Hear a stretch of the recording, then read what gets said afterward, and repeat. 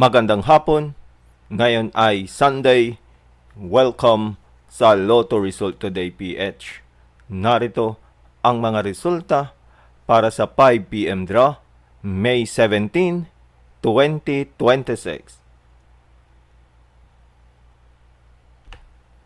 Para sa resulta ng 2D Lotto, 10 at 28.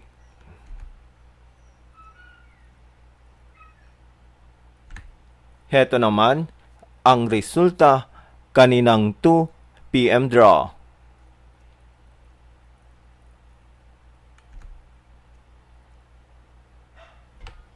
Para sa resulta ng 3D Lotto, 2, 5 at 5. Heto naman ang resulta kaninang 2 p.m. draw.